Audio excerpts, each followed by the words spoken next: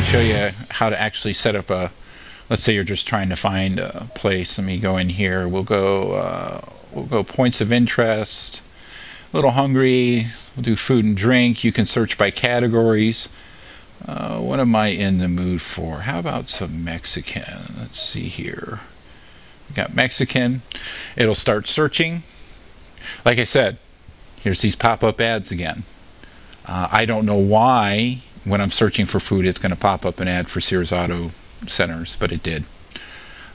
So we're going to scroll through here. Let's see. I don't know any of these because this isn't where I live, so we'll just pick this one here. And then once you've selected, it'll show you an overview of the map, and from here you can zoom in, zoom out. It gives you basic information, and actually pretty cool.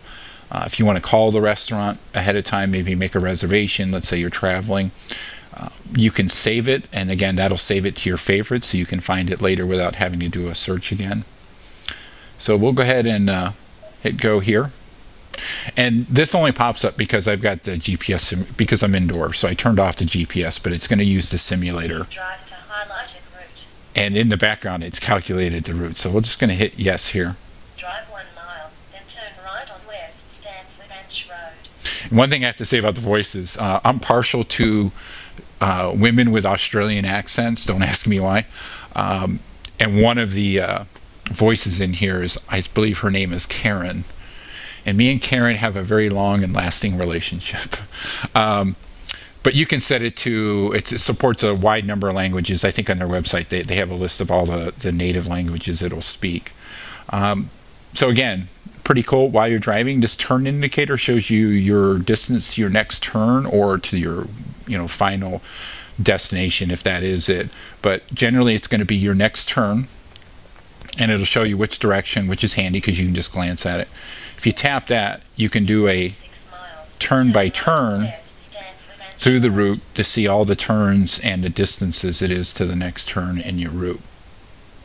Excuse me. You can zoom in and out. And from what I noticed, it will automatically zoom, and we'll see it here as we come up to the intersection if it doesn't take too long. As you come up to a turn or an intersection, it will automatically start zooming in to give you a little bit more detail there. And another feature is at major intersections, let's say you're on a freeway, highway, and we've all been there, Chicago, Boston, San Francisco. Where you're on like a gigantic 6-lane wide road and there's signs up. It throws up, and I've only seen this in major cities. It's not going to happen at every intersection, but at major intersections, it'll throw up sort of like a 3D view of your road. And it looks like the street signs, and it'll help guide you. It's called lane guidance, and it'll help you. And they pop up anywhere from a half mile before you're supposed to make the turn. And again, see how it's zooming back out once we've made the turn here.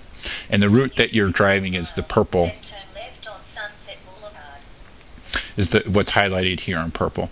But getting back to the intersection guidance, I've only seen it a couple times. If you live in a normal town or city, not a large town, you're not going to ever see that junction view or lane assist view. It's basically, like I said, your major cities, and turn left on Sunset Boulevard. It's probably the best given traffic and if you're not familiar where you are. So that's a cool little handy feature, but again, don't expect it to happen at every major intersection. It's basically, like I said, on major freeways, highways, that type of thing. Getting back to the unit, we can tap up here, which gives you an overview of the turns and the directions and the distances to your destination.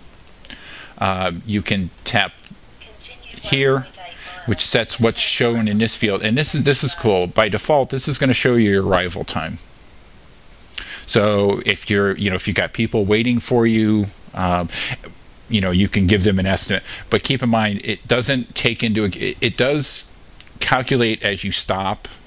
It'll increase this. Let's say you're in major traffic, but it doesn't pre-calculate. It doesn't look ahead and say, okay, you've got major traffic that's moving really slow and that's going to add 10 minutes to your drive, so we're going to update. No, this number is simply based on what your current speed is and how far it is to your destination. And like I said, as you slow down and stop, this will increment. The longer you're stopped or you're in slow traffic, that type of thing. The other field over here is going to be your current speed. And again, tapping that takes you to the trip computer, which will show you your current speed, your mileage, like I said before, your other things in here.